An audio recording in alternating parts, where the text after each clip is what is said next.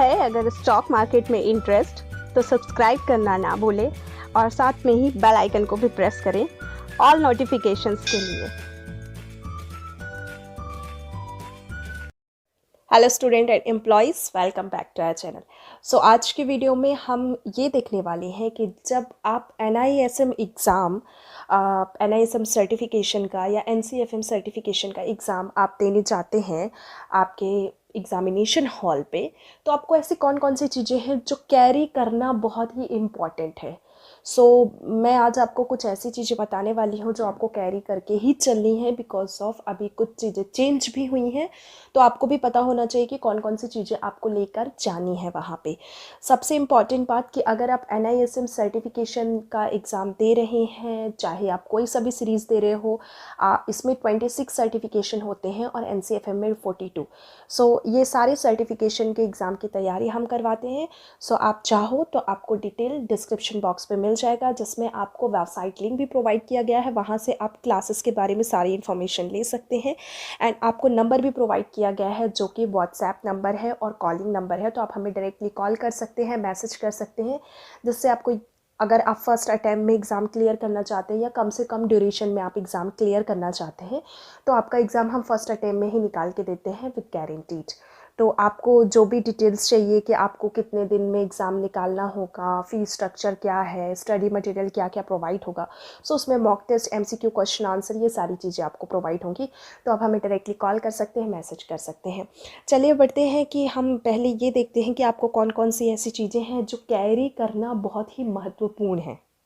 सबसे इम्पॉर्टेंट बात जो कि है आपके डॉक्यूमेंट्स पे अगर हम चले तो वो है आपका आधार कार्ड या पैन कार्ड।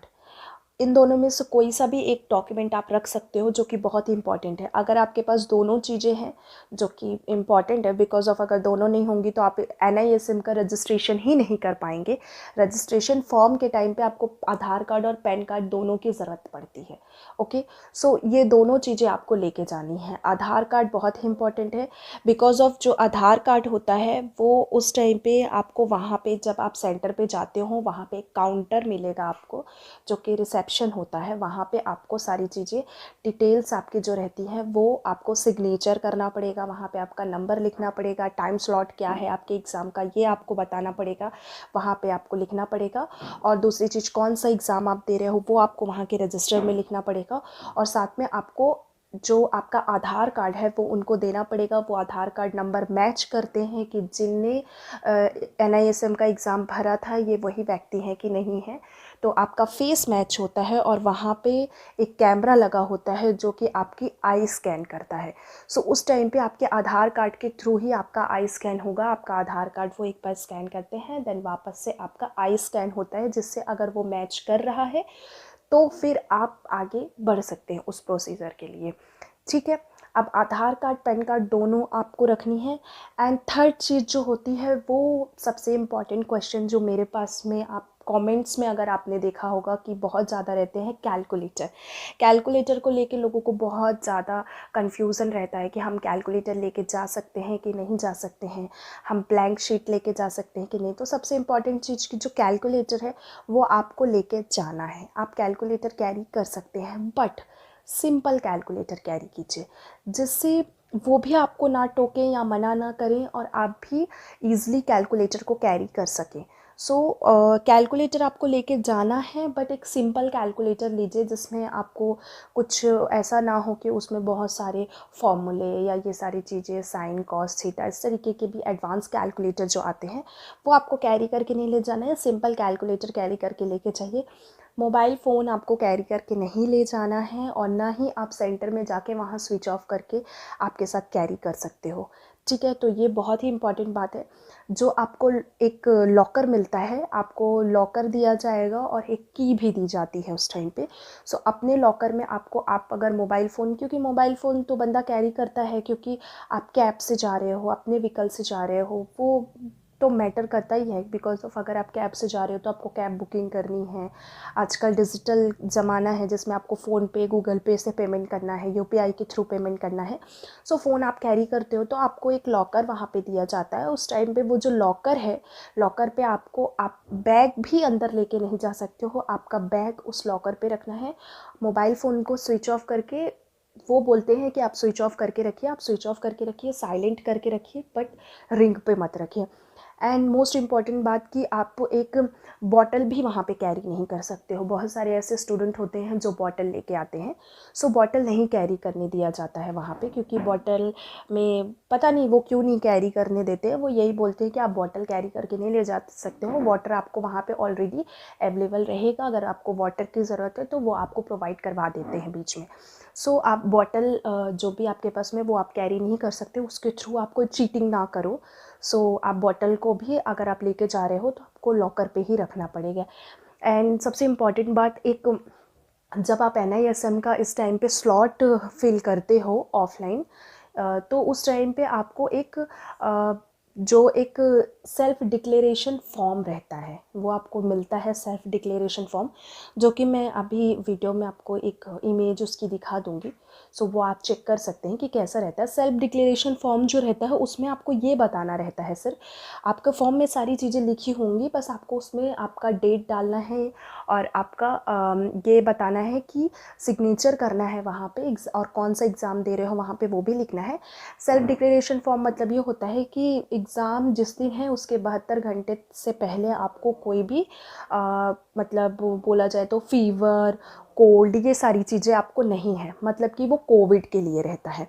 तो आपको कोई किसी भी प्रकार से आपने कोई 72 घंटे में ट्रैवल नहीं किया है जहाँ से आपको फीवर या कोल्ड वगैरह हुआ हो। सो सेल्फ डिक्लेरेशन एक फॉर्मेलिटी रहती है, बट वो फॉर्म आपको लेके जाना पड़ेगा। बट इन केस ऑफ कभी भी कोई बंदा उस फॉर्म को भूल जाता है तो डरने की ज़रूरत नहीं है, वहाँ पे फॉर्म आपको मिल जाता है। वहाँ पे जो सिक्योरिटीज़ रहते हैं, जब आप इंटर करते हैं, सिक्योरिटीज़ आपका आधार कार्ड, पैन कार्ड जब देखते हैं उस टाइम पे सेल्फ डिक्लेरेशन फॉर्म भी देखते हैं। अगर आप उस टाइम पे नहीं रखे होते तो वो आपको प्रोवाइड करा देते हैं। सो अगर आप गलती से भूल जाते हो या नहीं ले जा पाते हो तो डरने की ज़रूरत नहीं, एग्ज़ाम छोड़ने की ज़रूरत नहीं है आपको। सो आप ये चीज़ कैरी कीजिए, बट मैं तो यही करूँगी कि आप अपनी सारी चीज़ें कैरी करके ही चलो, वो ज़्यादा बेटर है। और जो ब्लैंक शीट पेपर रहता है, ब्लैंक शीट पेपर वो आपको खुद प्रोवाइड कराते हैं, तो आपको खुद से लेके नहीं जाना है, और पेन आपको लेके जाना है। बाकी सारी चीज़ें वहाँ पे खुद सिस्टमेटिक रहती हैं, आपको प्रोवाइड किया जाएगा। आपका आधार कार्ड आपके साथ हमेशा रखना है, क्योंकि आधार कार्ड की चेकिंग होती ही है। आधार कार्ड, पैन कार्ड लेके ही चलिए आप। और जो ब्लैंक शीट पेपर रहता है वो लास्ट में जब आप एग्ज़ाम सबमिट करते हैं उस टाइम पे, जब आपको रिज़ल्ट आपका शो होता है, उसके बाद जब आप एग्ज़िट होते हो उस टाइम पे आपको वो ब्लैंक शीट पेपर पे जो भी आपने डिस्क्रिप्शन किया हुआ है, जो चीज़ें आपने रफली यूज़ की हुई हैं, उसको आपको वहाँ पे जमा करना अनिवार्य है। ठीक है, तो ये सारी चीज़ें हैं, बस इतना ही है। कोई बहुत सारा ऐसा नहीं है कि आप ये नहीं ले जा सकते, वो नहीं ले जा सकते, बट हाँ, जितनी चीज़ें बताई हैं सिर्फ उतना ही आपको कैरी करके चलना है। और उसके अलावा एक और चीज़ें कैरी करके चलनी है, जो है कि आपको इन्फॉर्मेशन आपके एग्ज़ाम के बारे में अच्छे से होनी चाहिए। आप पढ़ाई करके जाओ अच्छे से, ताकि आपका जो एग्ज़ाम है वो फर्स्ट अटैम्प्ट में ही निकल जाए। तो ये थी आज की न्यूज़।